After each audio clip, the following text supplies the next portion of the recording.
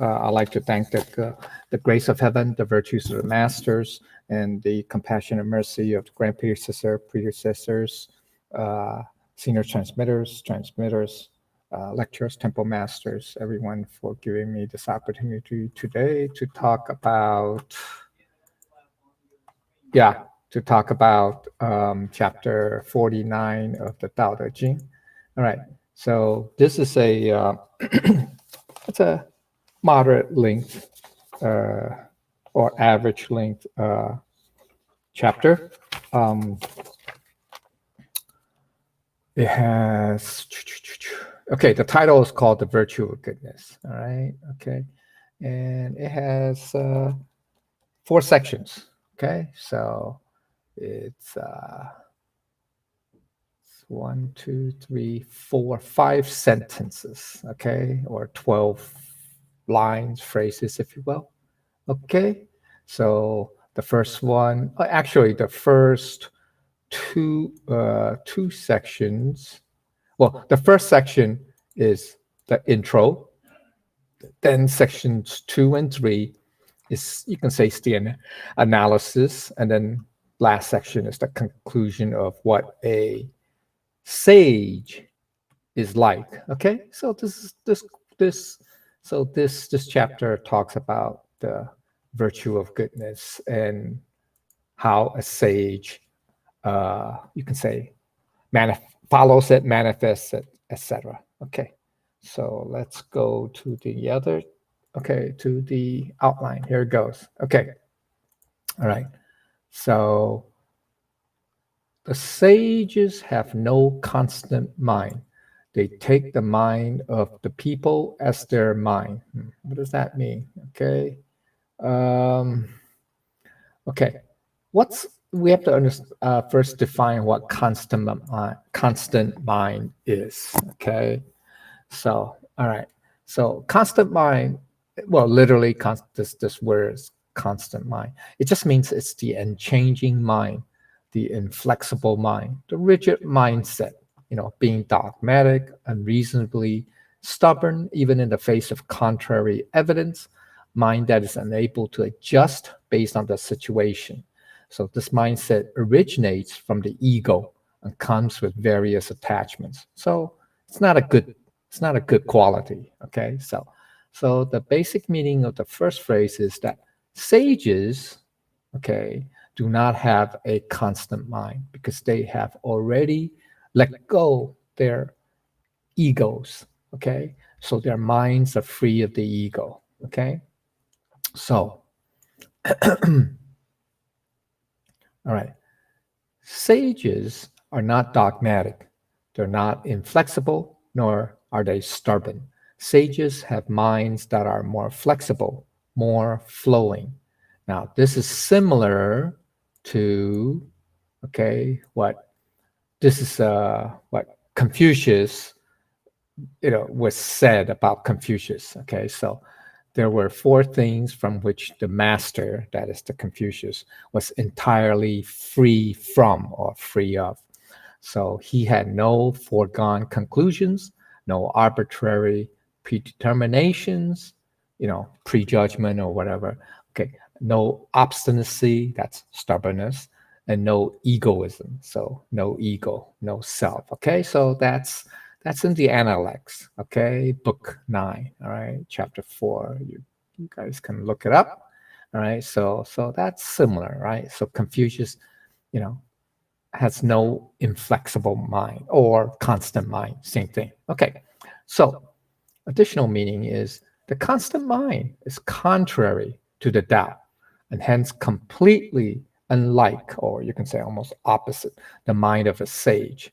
For example, such as the 5 keen sharp views, right? You guys should know. Well, I mean, you should know. Let's go to Appendix A. Okay, what's the 5 keen sharp views or minds? Okay, so this is in Buddhism. Okay, so the first is the ego. Okay, that's important. All right, so now 5 keen sharp views are not good qualities. Okay, they are obstacles in Buddhism to achieving enlightenment. Okay, so to becoming a Buddha, these are obstacles or hindrances. Okay, second one is extreme views, such as example, permanence or extinction. Then you go to these two extreme spectrum, ends of the spectrum. Okay, there's always permanence, or there's only extinction, or Okay, and then there's rigid views, inflexible views, such as, example, favoring ascetic prohibitions. Some of Buddha's monks or Buddha's practitioners, they insist on, a practice called asceticism, or very, you can say, extreme, hardcore form of practice. Like you sleep on a bed of nails, for example, or you fast, for days on end, stuff like that. Okay, so that's very, you can say it's kind of rigid, right? In effect, so insisting, dogmatic, more or less. I wouldn't say dogmatic, but just very rigid, inflexible. The fourth one is deviant or fallacious. That's like dogmatic. Okay. Or it's false. Basically, fallacious means false. It's just almost delusional. Maybe that's a better term. Almost delusional, like people denying cause and effect, causality. No such thing as causality. So that's kind of delusional, right? Then the last one is stubborn, obstinate, right? Obstinate view, such as four inverted views. Okay, all right. So that's what you can say constant mind is like. Okay, all right. Okay, so that's from the Buddhist perspective. Okay, that's that. Okay, so the constant mind is contrary to Tao, contrary to helping you be enlightened. Okay, so also sages, okay, do not have a dogmatic, inflexible, stubborn mind because they have no ego, okay, no view of the self, nor a differentiating mind. So that's similar to the Buddhist teaching of eliminating the four marks of existence. Sorry, 四相, 无四相, okay, which is no ego, no self. That's anatta, okay. Then there's no personality, right? No being and no life. Okay. So, all right, let's see what a comparison of the constant mind and the mind of sage is like.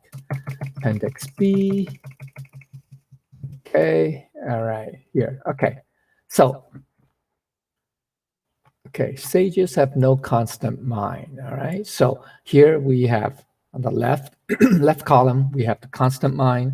And on the right column, we have sage's mind. Okay, so one example, one quality is that a constant mind is right all the time.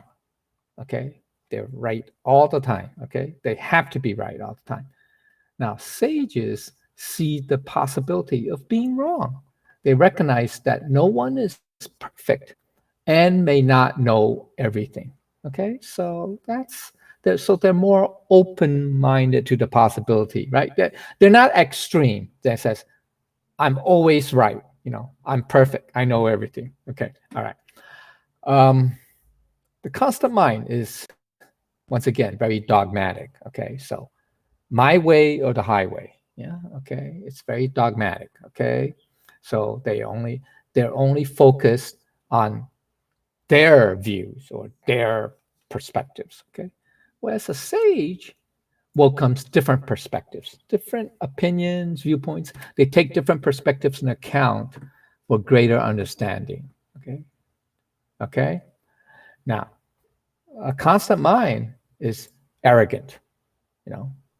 He knows everything. He's correct, right? He's always right. Okay. Whereas the sage is humble. They follow the Tao of humility, which gives you the flexibility to adjust your thinking based on the situation. And lastly, but not but not the only, quality of a constant mind, but these are just a few examples. A person of constant mind will definitely be angry at those who disagrees with him, okay? Whoever disagrees with him, they're going to be mad at them, okay? That's person of constant mind, because they can't get around the fact that he may be wrong, okay? Or he may not know everything, etc. Whereas the sage learns from those who disagree.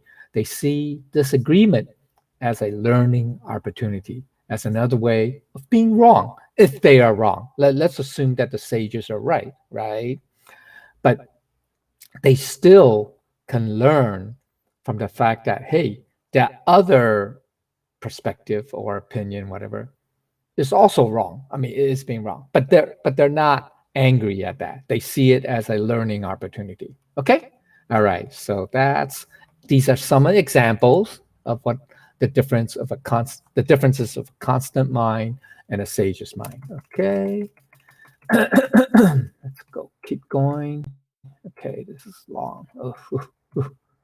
Okay. All right. All right. So that's what. Okay. So that's why it's important. Why Buddha taught, you have to get rid of the 4 marks of existence, because the first one, the ego, and then that obviously also is reflected in also the 5 keen sharp views. All right. So these are huge obstacles. Personality, that means you're differentiating between yourself and and others, subject object. The being means that you only view this existence as real or as significant, okay, and nothing else. And then life, meaning this life. Oh, being means sentient beings. Sorry, sentient beings comprised of the 5 skandhas. So it's like you view the skandhas as real. So no being means to reject the 5 skandhas. Okay, and then no life is about the existence of this life, that this is the only life, okay, or only existence. Okay, so that's what that means. Okay, there's a deeper meaning of more internal, okay, of sage. That's our Buddha nature essence. That's referring to our Buddha nature essence. Okay, so obviously, well, it should be obvious. Our Buddha nature essence has no inflexible mind because it has no ego. So the Buddha nature has no ego because it is the non-conditioned, which is the non-contrived, or has non-subjective biases state. Okay, it is the non-conditioned state, which is also its natural state. Okay, all right. We say wu wei, right? The wu wei state. Okay, or its natural state. Okay, all right. The second phrase is, though they take the mind of the people as their mind. What does that mean? Okay. All right. Basic meaning is, it means this, that the sages take multiple perspectives.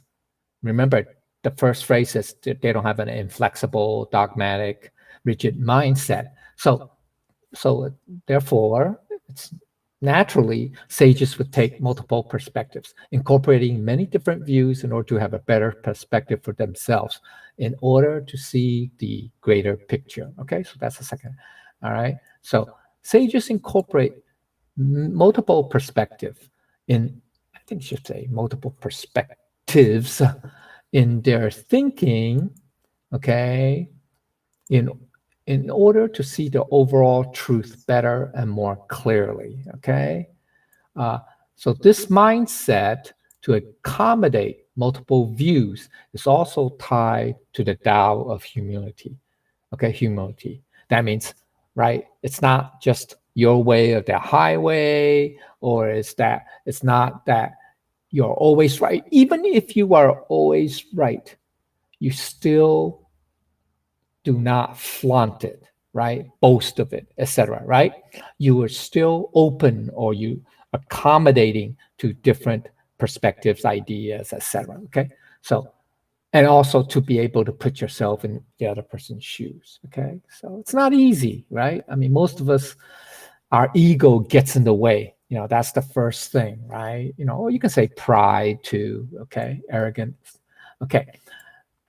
Further understanding is that sages recognize no one is perfect and no one knows everything. So one benefit of considering other perspectives is sages may uncover surprising insights that had not been considered before. So there's open to the possibility. Now we could say, well, what about Buddha? Buddha's perfect. Well, okay, that's true, okay, but that's at the highest level, right? So, most, not necessarily all sages are not necessarily all Buddhas, okay? So just understand that, okay? There are many levels, right? There are different levels, okay?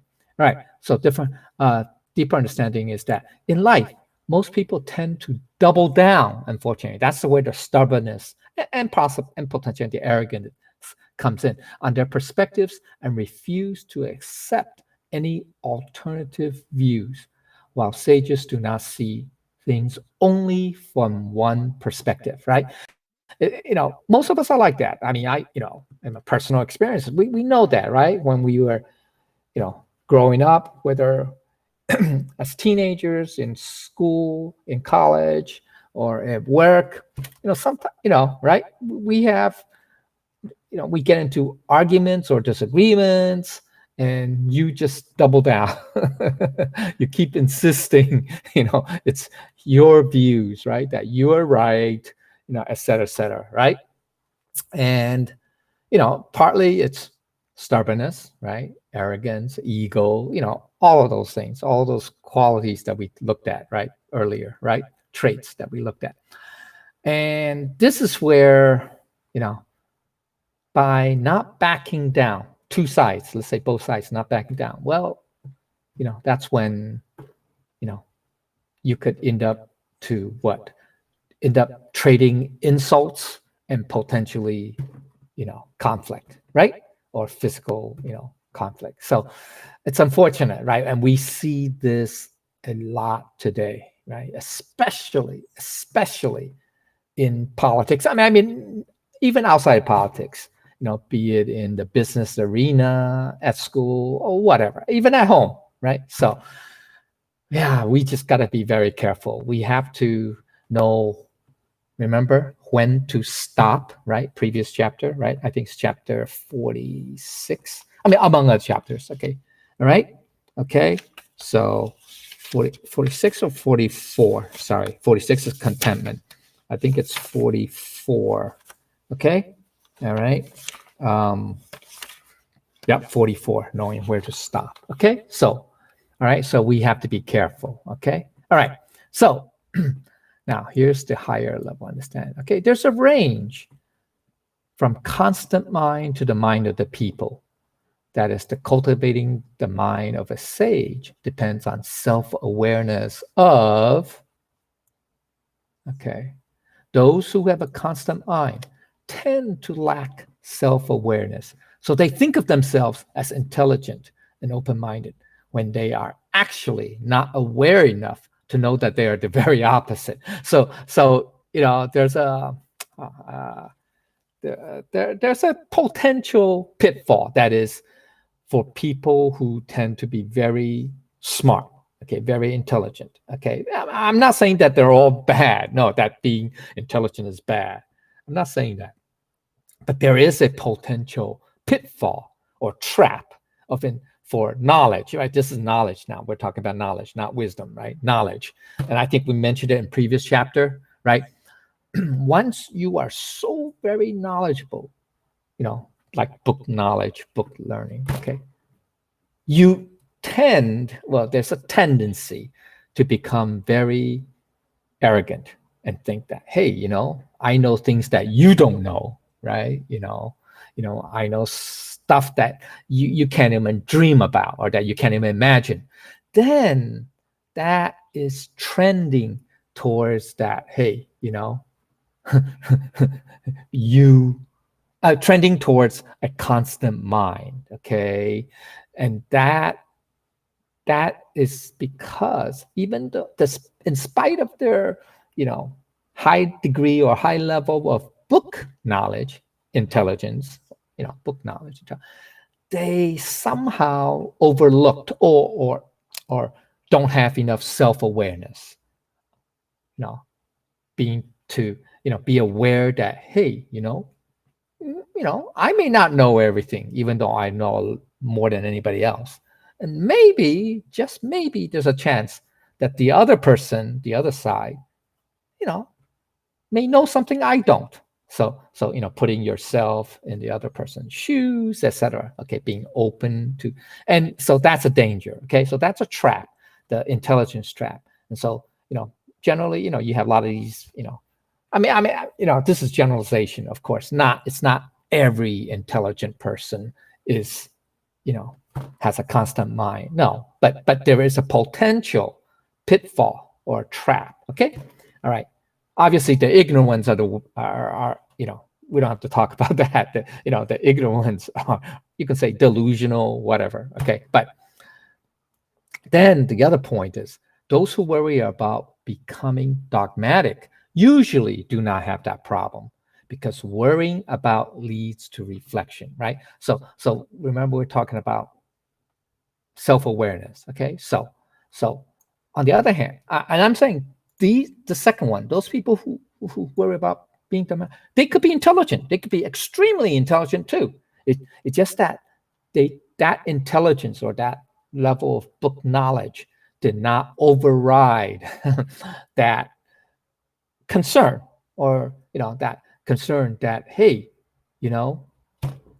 I may be overly dogmatic or rigid or whatever. Okay, so but because they have that ability to at least reflect that or think about that, then that could lead, not always, but it could lead to reflection. Okay, so that's at least a way out of this trap, knowledge trap, trending to become a constant mind. Okay, so that's what it is. Okay, so the implication is, all right, a dogmatic, inflexible, and stubborn mind originates from the ego and is contrary to the Tao, while sages are flexible and open-minded, able to incorporate multiple perspectives of the people. Okay, so that's what means the mind of the people. All right, so there is a example, and this may be some kind of, I don't know, it's humorous maybe, I don't know. Okay, there's a continuum, okay, spectrum, a range between a constant mind and a mind of the people. Now, I I took the liberty of using a common, this is Western, Western, popular in the Western circle, at least in the Western cultures, the notion of a crazy uncle, right? You have a crazy, we have a, well, we don't have a holiday season now, but just last weekend we had the 4th of July. So,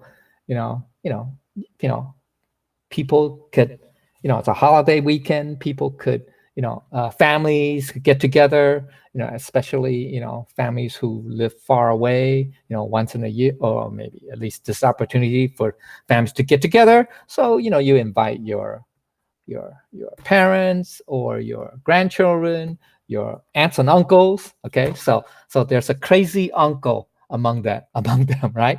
And then there is the fun aunt, the aunt who's, more open-minded, more flexible, etc., right? Okay, so this is just a stereotype. Okay, you could say stereotypical. Okay, it doesn't mean that, only an uncle is rigid, has constant mind, and the aunt is flexible mind. No. But this is just a humorous way of looking at things. Okay, a stereotypical way. Okay, so let's go to Appendix C. So just to give you further examples. Okay, all right, here. Ooh, oh, you know what? I missed this. Sage's constant mind. Okay, there's argument. Yeah, people with constant mind tends to be argumentative. I'm sorry. Okay, they usually tend to want to get into debates, and they'll use all sort of tricks, or they in the ancient Greek teaching, it's called rhetoric. Okay, which is they teach you how to debate. I mean, it's supposed to use logic, and they have all sorts of logical tricks, okay, they'll use logical tricks to trip up their opponents. Okay, so you learn that in debate. Yeah, lawyers do that all the time. Okay, so and also it becomes a contest about who's right. It's like a pissing contest, okay, if you will. All right, so once again, and that's contention, and that's obviously not what Tao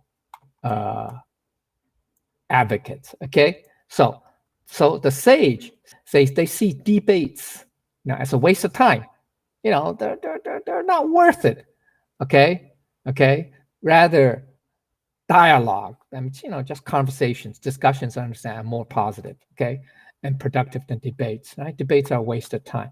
And then the constant mind has a corrosive nature, right? From all the above, results in damaging relationships, whereas the sage would rather build relationships or strengthen connections. Okay, all right, sorry about that, I missed that. Okay, all right, now what's the constant mind, the spectrum, or there's a range between a constant mind and the mind of the people. So let's look at the stereotypical crazy uncle and the fun aunt stereotypical. Okay, so the crazy uncle, which is an example of the crazy or the constant mind, he's self-centered. It's the ego, right, taking front stage. Okay, whereas the fun aunt, when you meet with the fun aunt, they're always concerned about you. They want to know how you are. They're not the fun aunt is not going to talk about herself, being ego driven, like say the crazy uncle. Okay, now the crazy uncle is definitely extremist, very extreme. Okay, and domineering. They take a very rigid view, or opinion or perspective, and they always have to be right. So they're domineering, and they'll let you know. Okay, whereas the fun aunt is moderate and easygoing, relaxing, very flexible. Okay, not extreme in their views, etc. Okay. Now, the crazy uncle is big on conspiracy theories. Okay, and then that leads to the second point below. But they think that there's always something not right. There's always something negative about anything. Okay, there's always something that's hidden. Okay, so you can say suspicious, extremely suspicious. Or have doubts, okay, all right. Whereas the fun aunt is just informed. They know things, okay. They know, either through, the news or their own research or etc. Okay, all right. So they're more informed rather than just taking this very negative, suspicious views, okay, or reasons. Okay, now this leads to the second the following, which that they feel the world is a dark and dangerous place, that there's manipulation going on all the time, secret organizations, perpetuating or perpetrating cover-ups, hoaxes, etc. So it kind of like verges on paranoia, okay? Whereas the fun aunt likes to take their nieces and nephews to cool places, to enjoy the world, okay? It can be a fun place, okay? Whereas the crazy uncle thinks everything is negative, very suspicious, very dangerous, all of that. Okay, paranoia. Okay, all right. Now, the crazy uncle, unfortunately, can't change their mind on anything. They're dogmatic, inflexible, and rigid. Whereas the fun aunt listens to you and takes your ideas into account or opinions into account. They're open-minded and flexible to to suggestions. Okay, so this is just a kind of a humorous, stereotypical. Okay, look at the difference. What's a constant mind and a mind of the people. Okay. Okay. All right. Ooh, I got a lot of story. Okay. All right. Wow. Okay. Okay. All right. So the key point is this. Sages have a flexible, non-dogmatic, non-rigid mind. They are open-minded and willing to consider many diverse views of the people in order to see the greater picture and overall truth better and more clearly. Okay, and that all originates, and they're all, you can say, started out with having what? No ego, right? Letting go of the ego, the no form marks, etc. Okay, all right. So, okay. Now we go to section 2, which is here comes the description, if you will, or the traits of a sage. Okay, so those who are good, I am good to them. Those who are not good, I am also good to them. Thus, the virtue of goodness. Okay, so okay, it seems very ideal, right? Very naive, but as we'll say, we'll find out what it is. Okay, so the virtue of goodness is a major concept of this chapter. That's why it's on the title of the chapter, right? The virtue of goodness. Okay, so a true sage radiates the authentic, the real or true virtue of goodness. People can sense this and will gravitate to it because they instinctively know they can trust the sage. They know the sage expects the best from them and they live up to it. This is one way how the sage treats people. Okay, so another way is the virtue of the sage. First of the two major aspects of the virtuous character of the sages. Okay, this is the first one. That's the virtue of goodness. Sages cultivate, maintain, and manifest these virtues. These virtuous character that naturally and powerfully affect other people to bring out the best in them, to inspire them to choose the best path for themselves, the path of the Tao. Okay, so sages manifest the virtue of goodness in order to what? Guide people, affect people, to influence them, right? Okay, to inspire them. Okay, all right. So sages do it by incorporating the following. Okay, the goodness or kindness, san means that. Okay, goodness is san. Okay, it could also mean excellence too. Okay, so describes the universal, which is the goodness towards everyone. Okay, universal goodness of the sage. That is, the sages treat everyone. Okay, all people with kindness, regardless of how they are, because sages are in that non-conditioned state. They don't have subjective biases, right? They don't have preconditions or prejudgments, remember, right? Prejudices, etc. But this does not mean that sages are the floor mat for everyone to walk over, that they are naive or, right? Or, okay, so that's not. Okay, so a sage's behavior towards others is not conditioned, right? It's not conditioned. Okay, it's not conditioned. Nor is it based on judgment and morality. Rather, it's based on the Tao of knowing. Recall, without going out the door, know the world, right? That's chapter 47, the very first phrase, very first line. Okay, so when a sage, because they are at that level, well, we say, they are with their Buddha nature. Okay, the Buddha nature is their master. So the Buddha nature knows everything. So that's why sages, they can still treat, they well, first of all, the Buddha nature, it's natural state, right? It's non-conditioned, right? It's non-conditioned state, non-subjective biases, etc.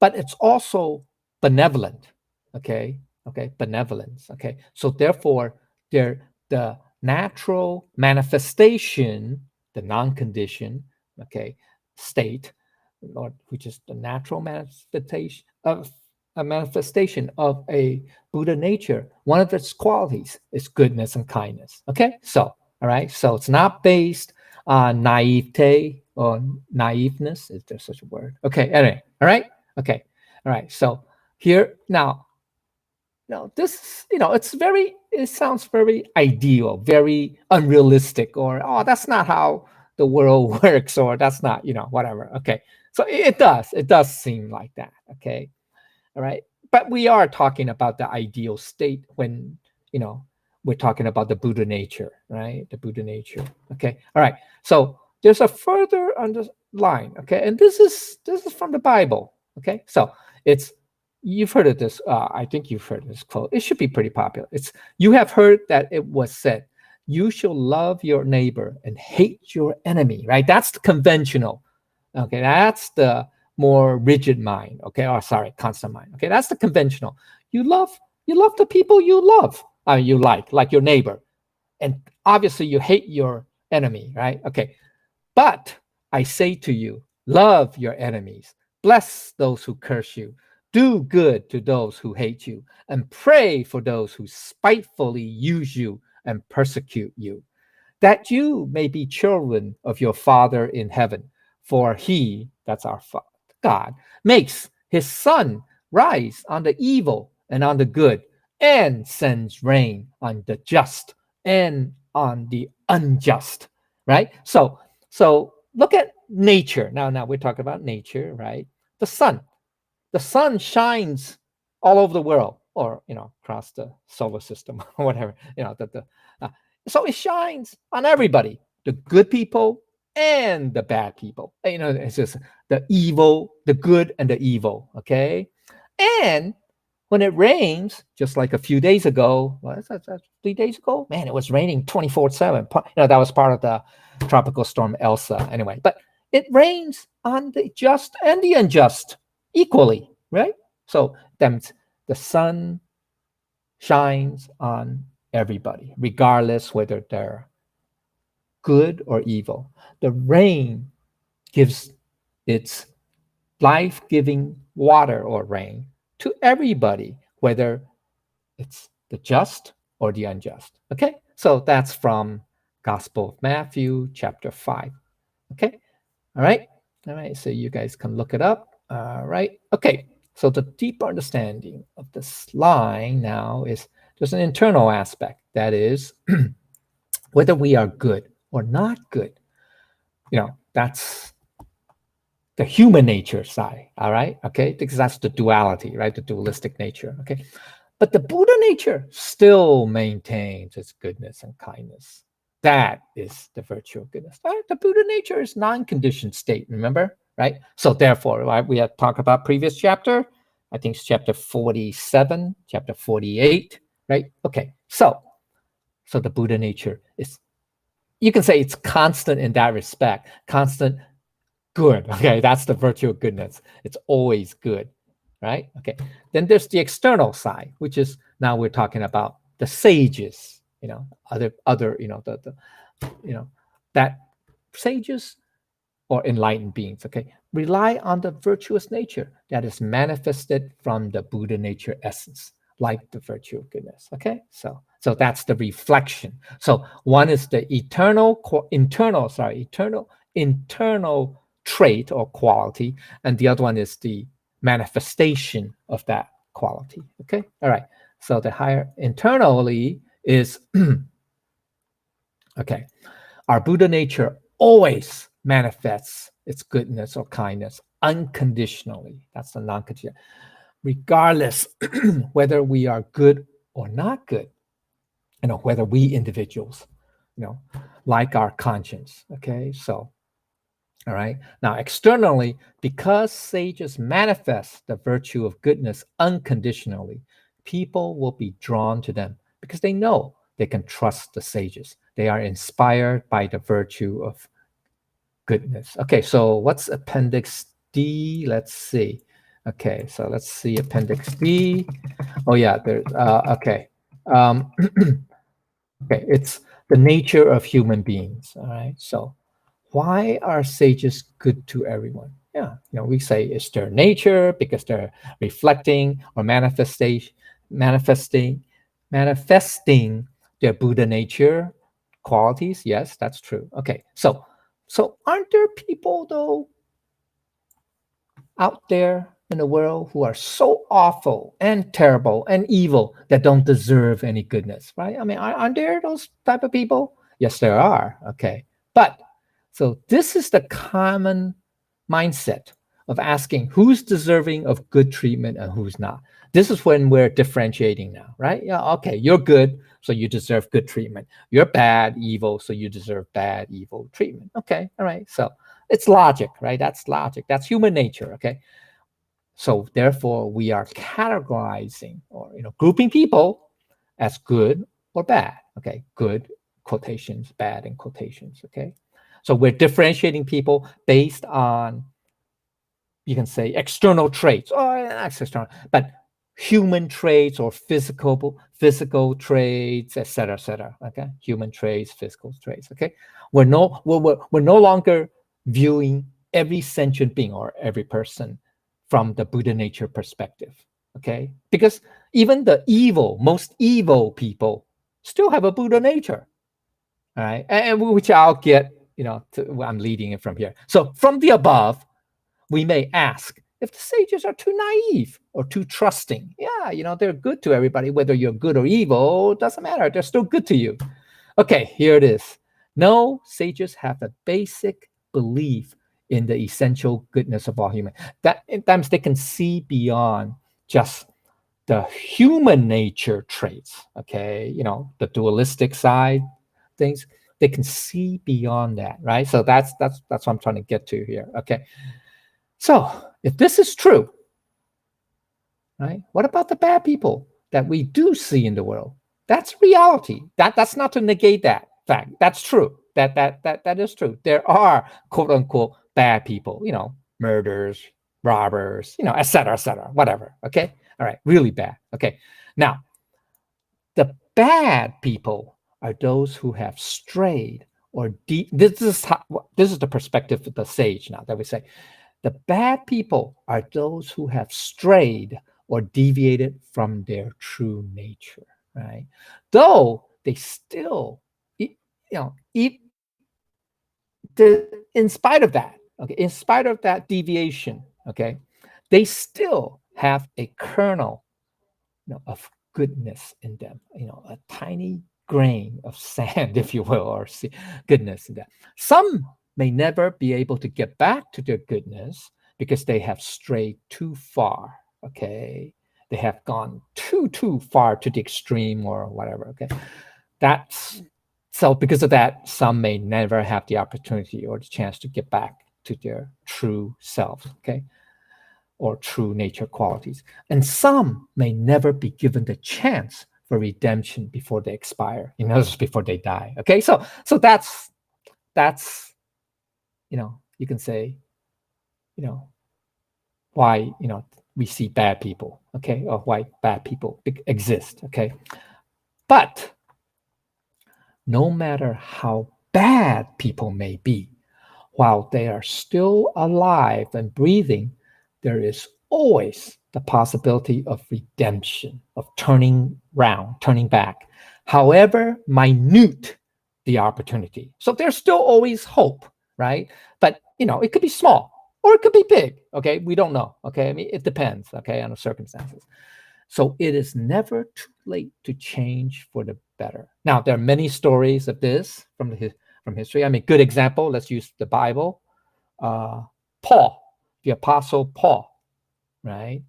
I think before he became a Christian or a follower of Christ, he was a tax collector, I believe, or something like that. Something like that. Okay, And he was very, I would say manipulative, but very keen, very, because he's a tax collector. So anyway, but he changed. He totally changed. Okay, and so he became more you can say the greatest proponent and propagator of Christian teaching.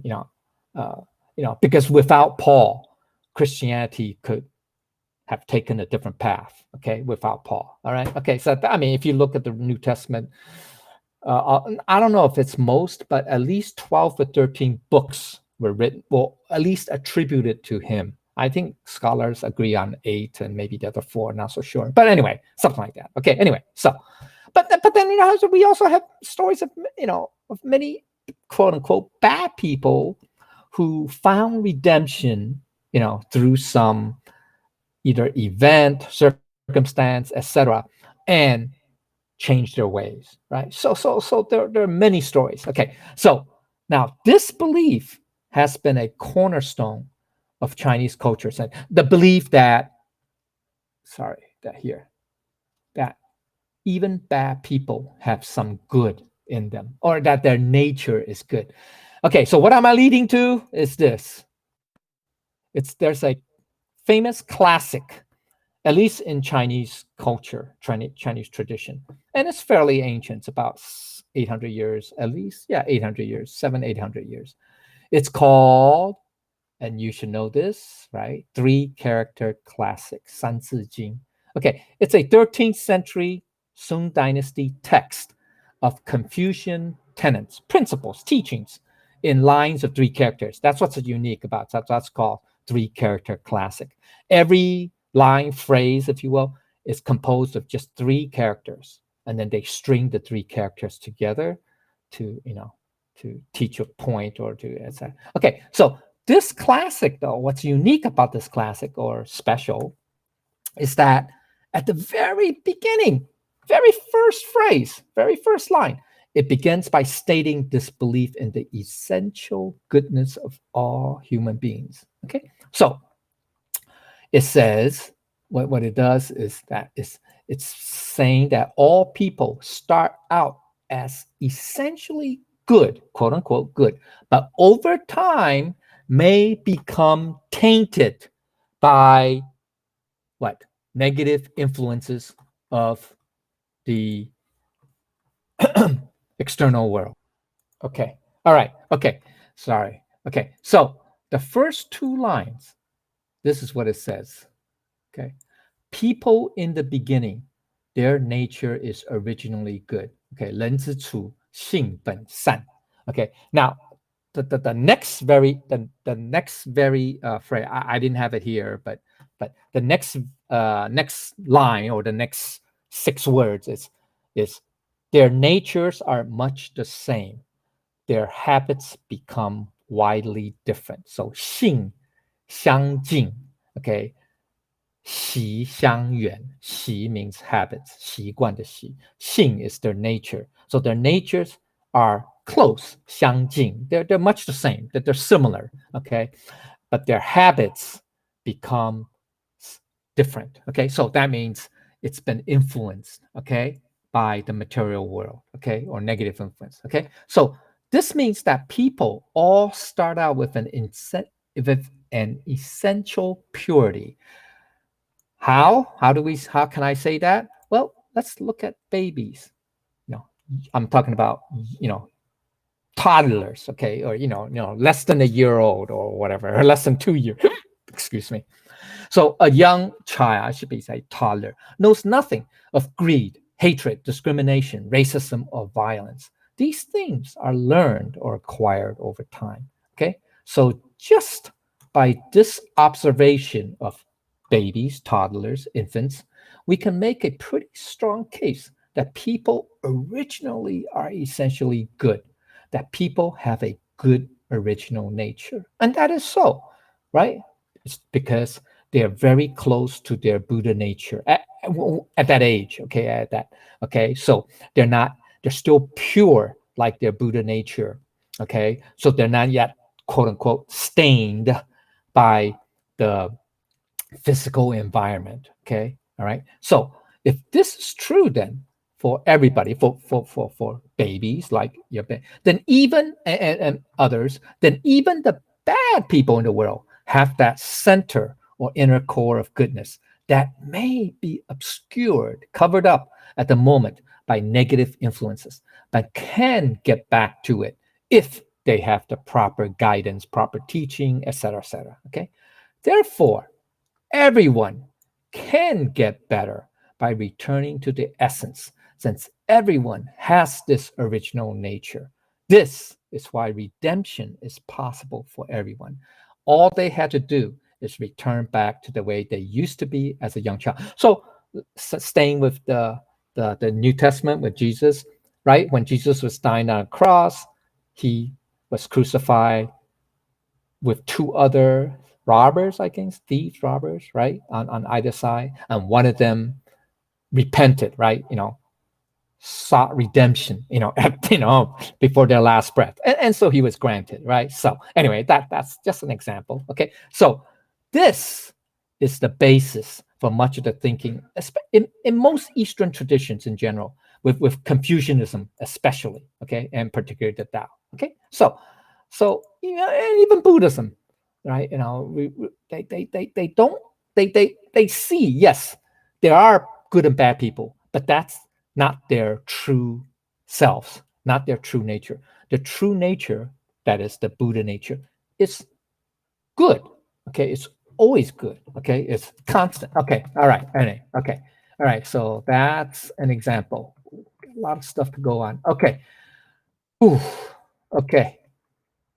All right, where are we? Yeah. Okay. Um, implication is this: when practiced correctly, in accordance with the Tao, it is very powerful. The virtue of goodness, the manifestation, by manifesting the virtue of goodness, sages can inspire people without saying a word. So our Buddha nature can inspire us without the need to talk to us. For example, our conscience can move us, right? Okay, so the key is the Buddha nature or the sage remains good to everyone, whether they are good or not. That's the internal side, just, to us, even though we may have, the dualistic nature. Sometimes we may be bad, sometimes we may be good, but the Buddha nature is the same. It's always good to us, okay? All right, or to everyone. It doesn't discriminate. Okay, all right. So on the external side, with the virtue of goodness, sages manifest it unconditionally, and in doing so, people naturally gravitate toward it, becoming inspired to do their best, to choose the best path for themselves. This is because the mind of the sages are always proper, unlike those of ordinary people who easily enter into the negative side. Okay, all right, okay. Section 3. Okay, this is the second quality. Okay, that is those who believe, I believe them. Those who do not believe, I also believe them. Thus, the virtue of belief. Okay, so this is the second virtue now, okay, of sages. All right, previous was the virtue of goodness. Now, this is the virtue of belief or faith. Okay, so this is another way to describe how a sage treats people. The sage believes, okay,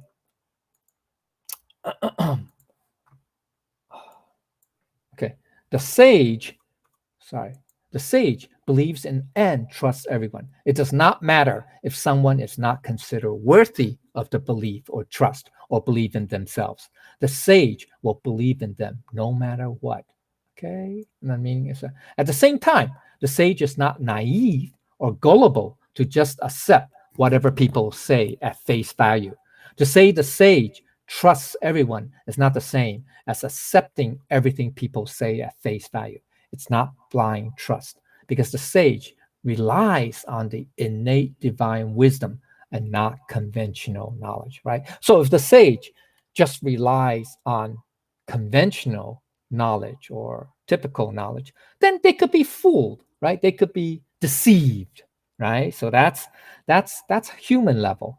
But by applying our Buddha nature, divine wisdom, then they can see through that. They can see everything clearly, right? Okay.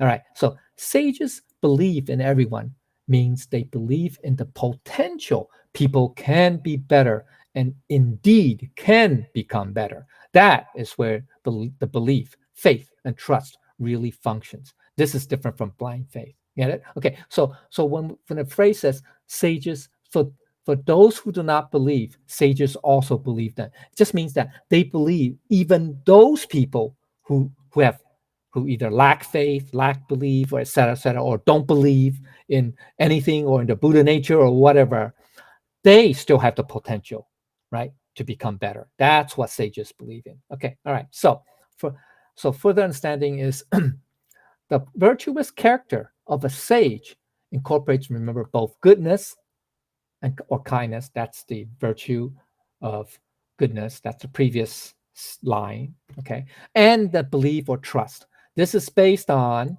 knowing, understanding an individual derived from the innate divine wisdom, who they are, what they are capable of, right? Because sages understand that even these people who have no faith still have a Buddha nature. And so the Buddha nature is the essential or the only meaningful quality that quality or thing that they need, because the Buddha nature is capable of doing amazing things. Okay. So knowing the fundamental, that's the second point, is knowing the fundamental positive nature of human beings. Not just believing what you hear, rather believing in the Tao, the Buddha nature essence, that is inherent in everyone, regardless of how they manifest at the moment, right? Okay. So, it could be due to certain circumstances, situations that, they don't manifest their Buddha nature qualities. Rather, they show or manifest the negative side of the human nature. Okay, example. So the external is this. This is a long one. Okay, so in the presence of a sage, you feel understood and honored.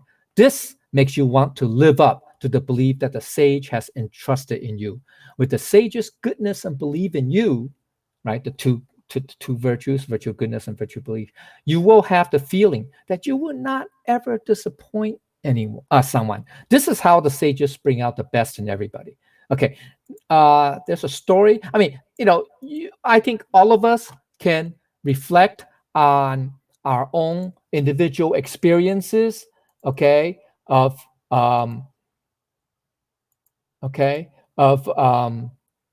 meeting someone. Like, for example, like if we met I don't know how many of you in class here today had the opportunity to meet our grand predecessor. That was in Friday night's class. That was the topic of that class. You don't even have to hear him speak. Okay, when you first see him, you can get the impression that, oh, this is someone different from ordinary people, that he was truly a true cultivator, that he has this certain internal innate quality about him that made him special, that made him stand out from ordinary people. Okay, and then when you hear him talk, it will confirm that initial impression. Okay, so this is a story. This is a very it's a historical story. Okay, it's in the spring and autumn period. I think it's in the early spring and autumn period. It's the story mid to late spring and autumn. Okay, between the story of friendship between Guan Zong and Bao Su Ya.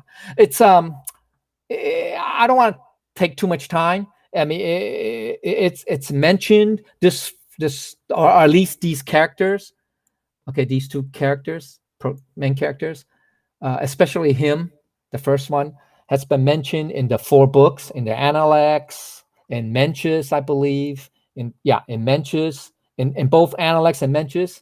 Okay, all right, and him the second character has been mentioned in other historical texts, like the record of history, etc., etc. Okay, but okay, so it's these two people were very good friends because they grew up, with together. I mean, they grew up knowing each other, so they've been lifelong friends since they were young. Okay, so what happened is that, okay, as they became were young adults, this Guanzong and Bao Suya, okay, they decided to go into business together, right? Okay, and they did pretty successful, quite well. Especially Bao, he's pretty good. He's pretty good at well, doing things like he's very capable. Okay,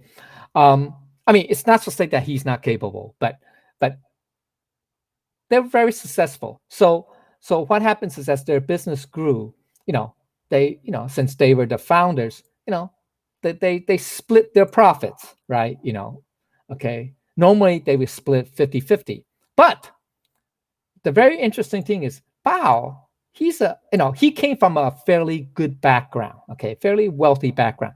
Guan came from a not so wealthy background, or not so high class, okay, okay, more like lower class, okay, or economically, okay. Anyway, so when it came down to splitting their profits, normally you do it in half because they're equal partners.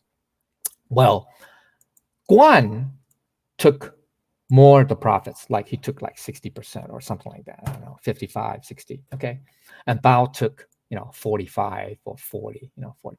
So if people heard about this, and they would tell Bao, say, hey, Bao, how come he's your partner is taking more profits than you? Both of you started the business together. You're supposed to be equal partners. And as a matter of fact, you're the one who, because he came from a better, more wealthy background. You're the one who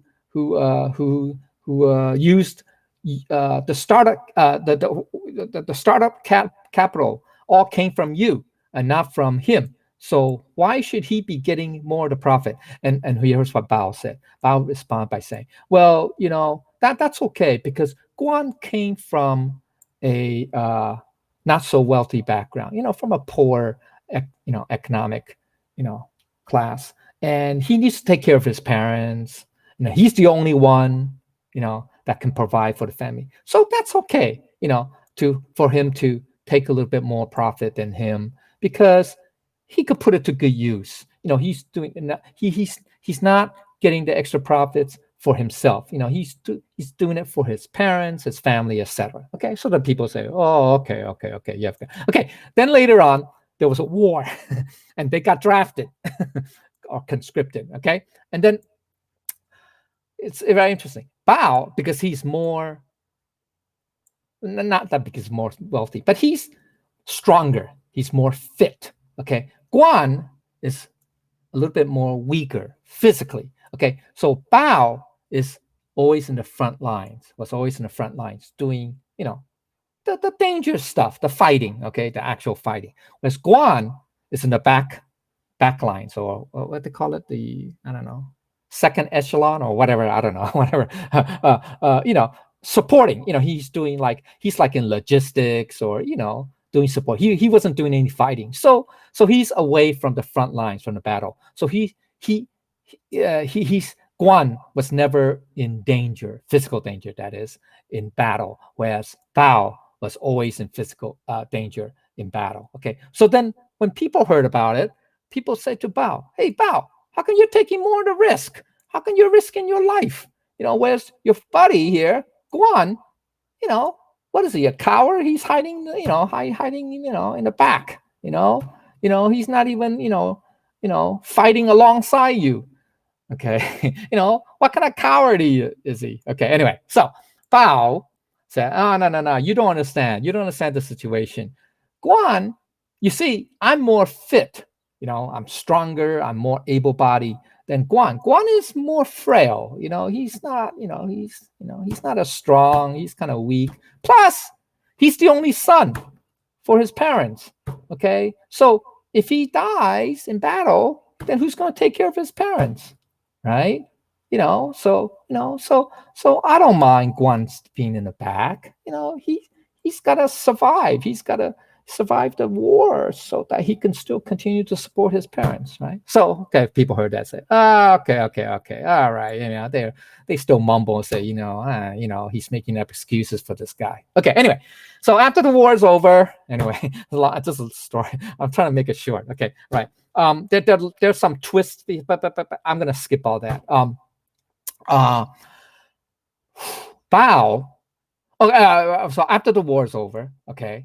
So when there's some peace that returns to the kingdoms, Guan and Bao both ended up in sort of like, quote unquote, we say government work, okay, or government jobs, okay, jobs, with the different kingdoms. Not they didn't work for the same king. As a matter of fact, they work for different kings or princes or whatever, okay, different, okay, and Bao was always pretty successful. He was, being an administrator, a court administrator, or, appointed by the king or prince or duke or whoever. And he was, doing pretty good. He got promoted, or he got bigger responsibilities, et cetera, better titles, higher level status. Guan, on the other hand, had a string of really poor performance. So like in today's modern, business world, we would say that Guan had a string of poor performance reviews. Okay, from not just from one kingdom to the other, but from all of them. So he had a string of really bad performance. So he never got promoted. He's always at the bottom level of the bureaucracy or whatever, the court. Okay, so then people came to Bao and say, "Hey, Bao, you're pretty capable. You've been promoted. You're doing well. But look at your buddy. He's he's a screw up. He can't do things right. Look how many times he's been fired. He's been demoted. Blah blah blah, etc. etc. How come you're still friends with this guy? How come it's you should drop the guy." Okay. Anyway, but Bao said, "Oh no, you don't understand." Guan had a string of bad luck, a lot of bad circumstances, that was beyond his control. So therefore, he ended up, with bad reviews or poor performance, etc. So, I mean, that's why there are a lot of twists and turns, and I don't want to get into, but that's what they entail. Anyway, okay, so their friends, the Bao's friends would say, "Yeah, he's still making up excuses for his buddy. That they can't see any good in this guy. He's a failure. He's a coward. He takes more profits, and and he can't do things good. He can't do good job. In government or anything. Anyway, okay, so they left shaking their heads. Then one day, for Bao, I think Bao, he became well known. Bao became pretty well known. Okay, but anyway, known for his success and stuff like in being an administrator. Okay, in working. So one day, the king of the kingdom of Qi Wang, okay, came to Bao and asked Bao, says, "Would you come and work for me and be my right hand man? Just be like a prime minister or something like that." Okay, that's a right hand man. That's an extremely high level position. Okay, that's like basically right next to the king. Okay, one level below. And because peace is now in our kingdom, and I need someone capable. And I heard of your reputation, your success, etc., your achievements, and I want you to come and work for me, be my right hand person, be my prime minister, and push and come and help me develop my kingdom to make it more prosperous, etc., stronger, etc., etc. Okay, all right. And Bao said, this would be an offer like, in today's modern world, would be the offer of a lifetime. Okay, all right. So people would kill for this type of offer, but Bao respectfully declined and said, "Oh, but my Your Excellency, I humbly decline because I don't believe I am the right person for the job, or that I am capable of doing what you have in mind." Okay, or saying, yeah. And the king was very disappointed, saying, "What? You're very successful. I looked at your resume. You have a good reputation. You're anyway." But Bao said, "Oh, no. With all due respect, uh,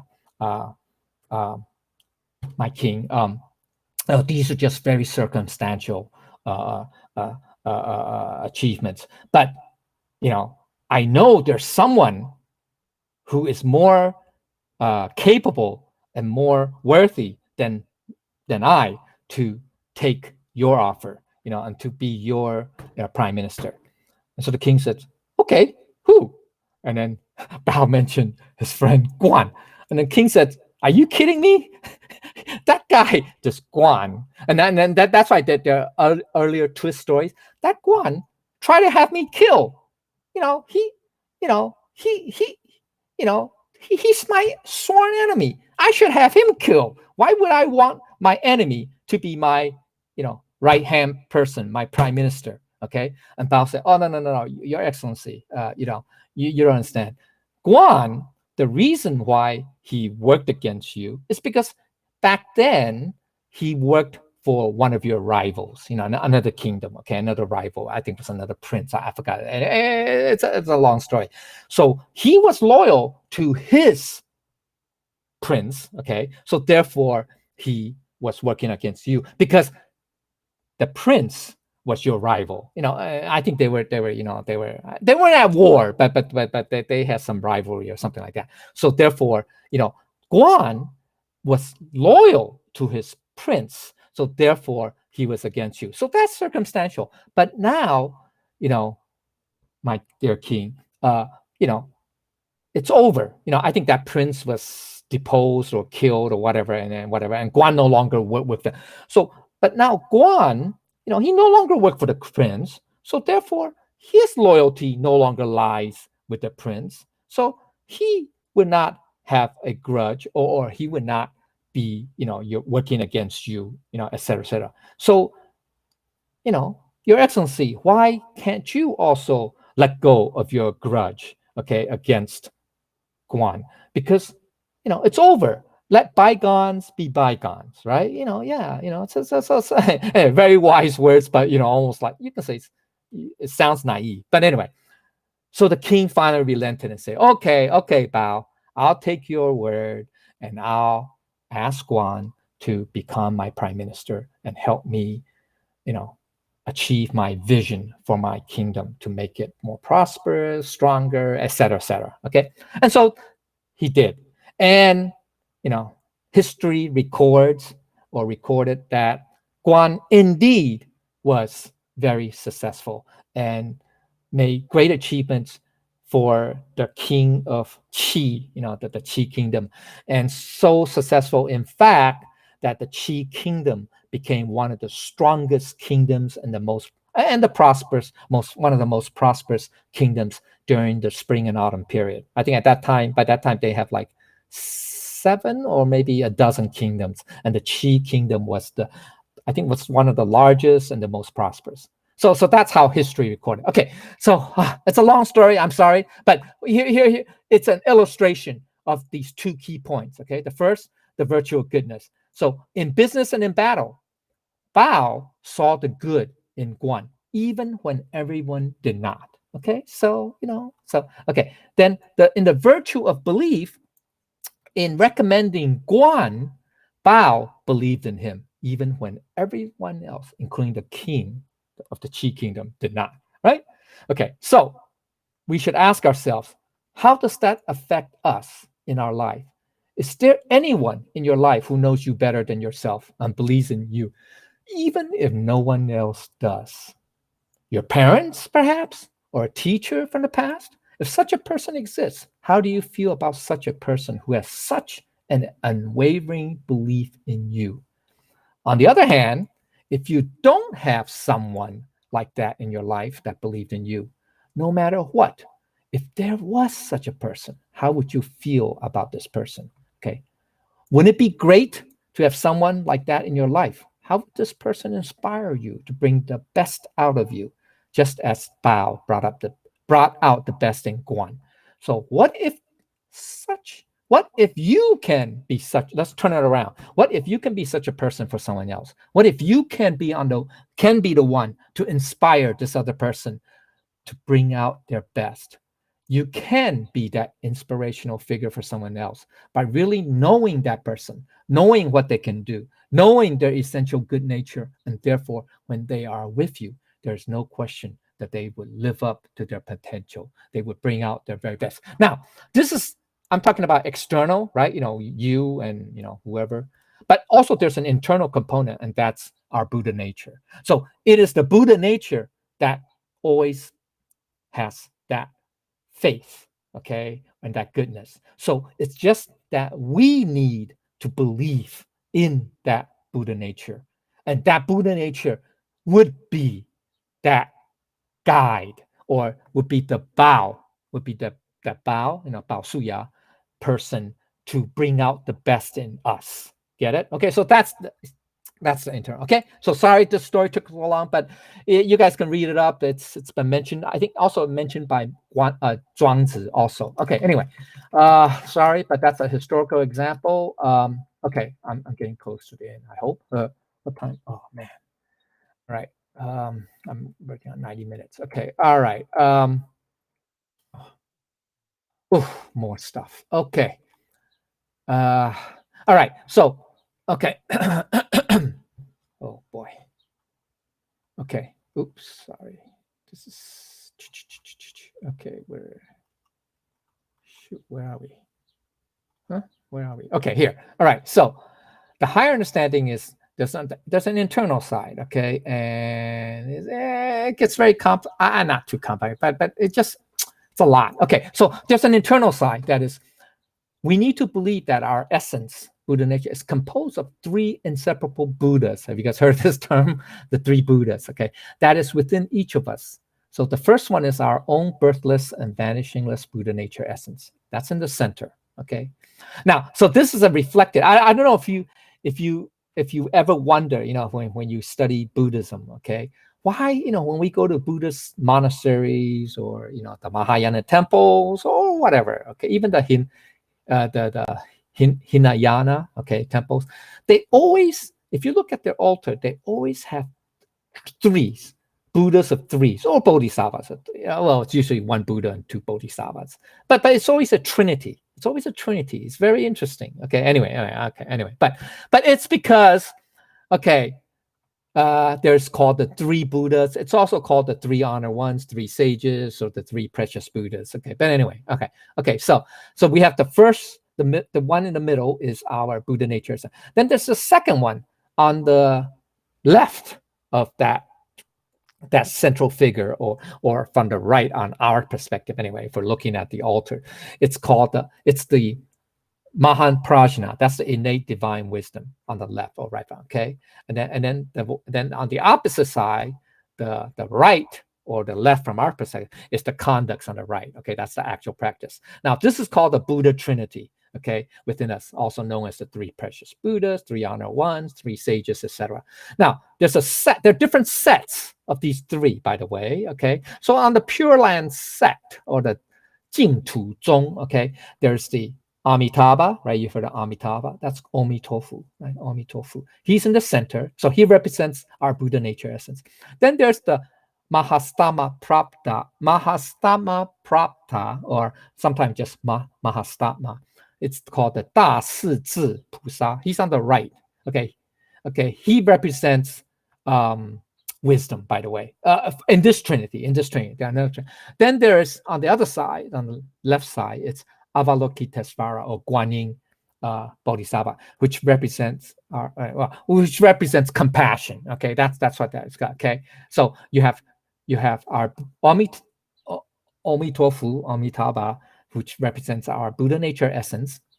And then you have the wisdom on one side, and then you have compassion. And wisdom and compassion are the innate qualities of our Buddha nature essence, right? Okay, so, all right, the four immeasurable minds, right? You know that, right? Okay, so that represents our original self. So we need to understand the three Buddhas as one essence are in each of us. It has never left our bodies. Okay, so we have to believe that. Now, there's another set. I think that's not the Jing Tu, not the Pure Land sect. I forgot which sect. It's the I don't want to say. Is it the Lotus Sutra sect? The Lotus sect, or the Huayan? I think maybe the Huayan sect. I forgot. I forgot. They have Sakyamuni in the center. Then they have Manjursi.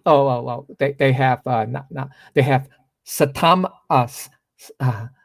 Satama Samantabhadra.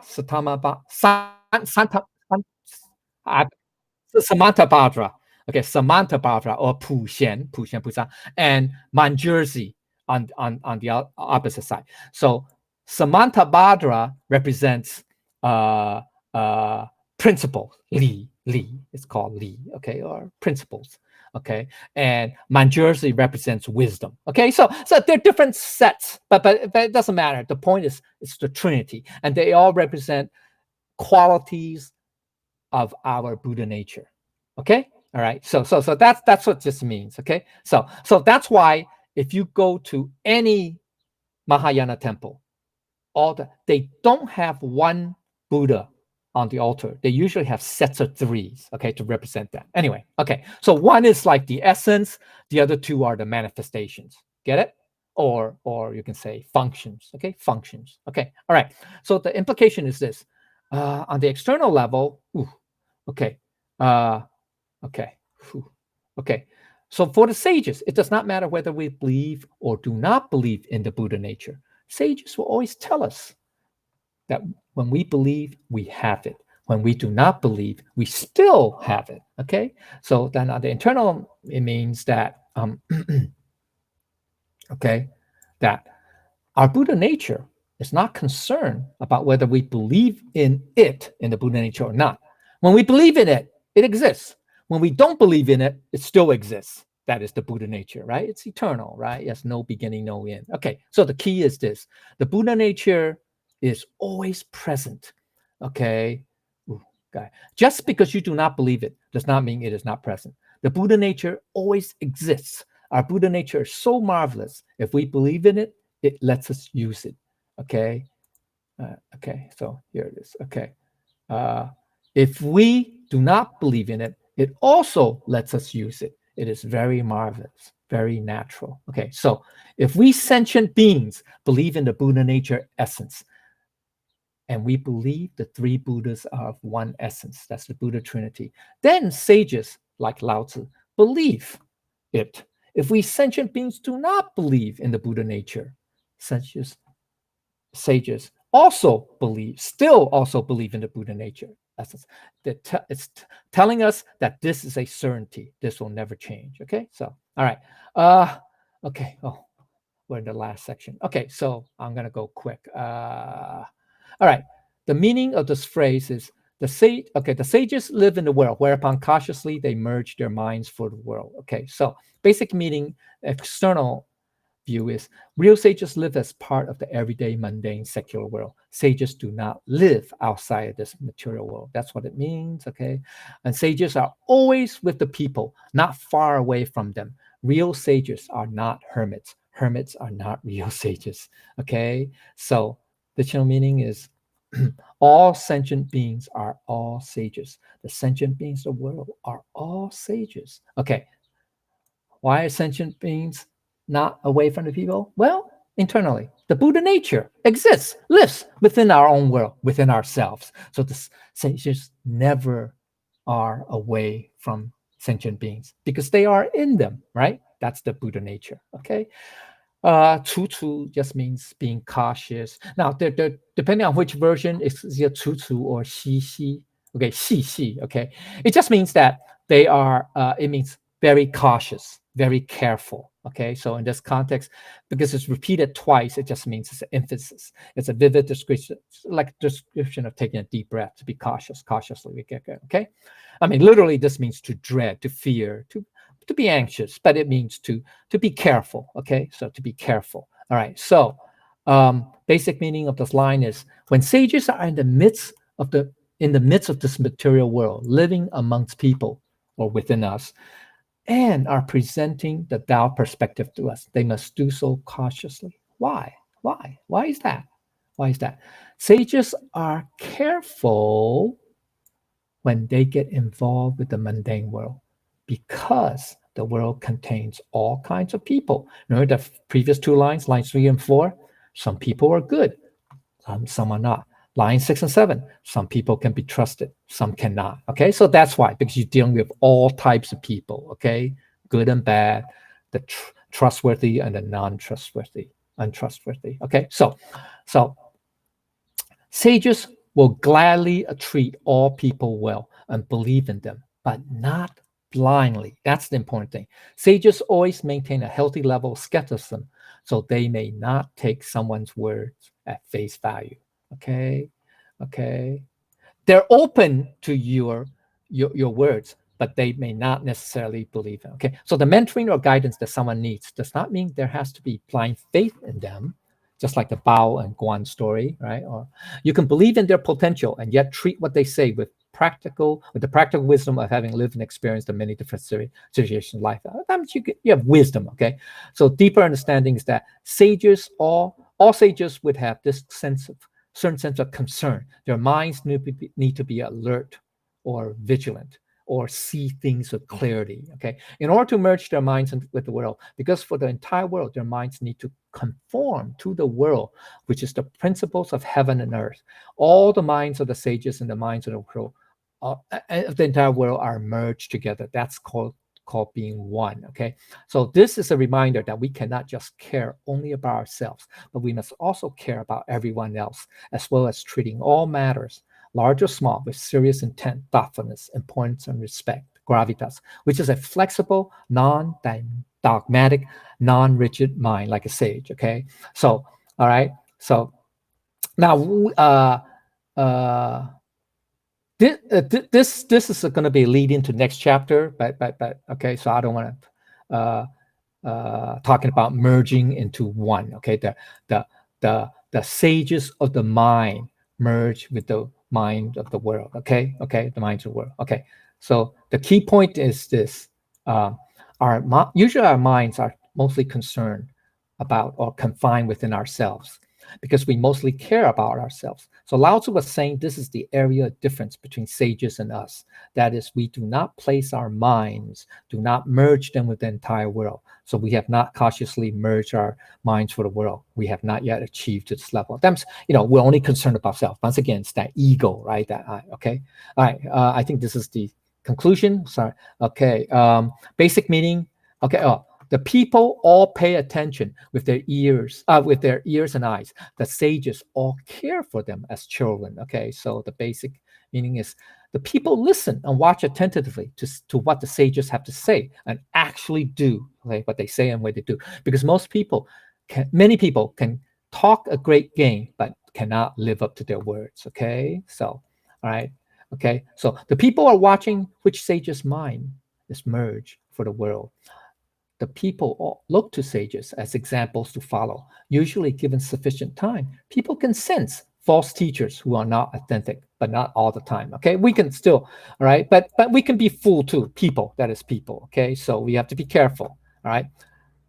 So in order to serve as a good example, sages must be careful to practice, to always have the following. One, practice what they teach, what they preach. Be consistent in words and action.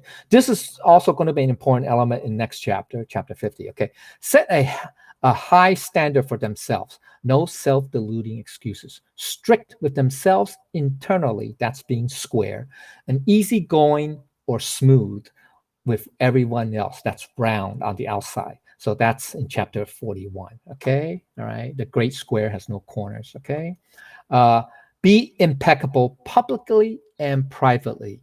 They do not behave any differently when they're alone. Okay, all right. Even Jinzi, superior persons, already achieved that, let alone sages. Okay, so the way sages do the above is by integrating the Tao into their being at one. So everything they think, say, and do will be naturally virtuous.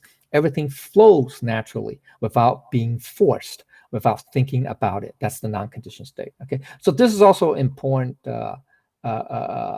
factor in the next chapter. Okay, all right. So further understanding is this. Okay, as long as we make an effort, people can tell whether our minds are for the world or whether our minds are solely limited to ourselves. No, we're selfish. If the mind is for the world or for just oneself or for selfishness, we can all see it and also see it very clearly. Okay, all right, we're nearing the conclusion. So the basic meaning of the second phrase is that sages consider all the sentient beings of the entire world as their own children. Right, so it makes sense. I mean, this is the external, but internally, it just means that's what our sages are Buddha nature, and there's Buddha nature in all the sentient beings. So we're all the same. So we're all alike. Okay, all right.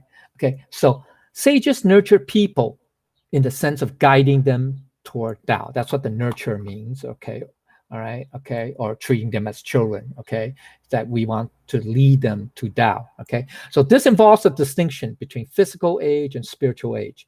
Regardless of physical age, people can be at different levels of their spiritual maturity. So, for example, an elderly person, right, physical age, elderly, but spiritually they may be at a low level, okay, a lower spiritual level. So, all right, or a young person could be at a higher spiritual level. It's just different. Okay, that all right. So this last phrase summarizes the concept of the virtue of goodness and the virtue of belief, exemplified by the mind of a loving parent.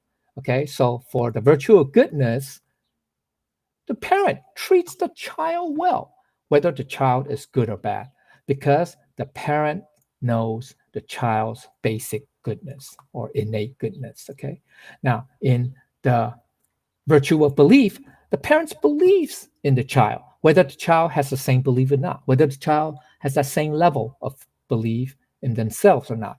The parent knows the child's untapped potential, has faith in the child. So you can look at this in context of our Buddha nature viewing us. Okay, so same idea. Okay, so if our minds only pay attention to ourselves, that is being selfish, not caring at all whether other people live or die, right? So we shouldn't be like that, very narrow, very confined, okay, very selfish. If the people's minds, on the other hand, the people's minds can be for the entire world, then amongst the world, all the public affairs will be taken care of. There will be some semblance of public spirit, of people working for the common benefit of everyone in the world. So the implication is this: people pay a lot of attention on the minds of all sentient beings of the world, whether they are limited to only themselves or whether they pay close attention to the world. There's a huge difference between paying attention to just oneself and paying attention to the world.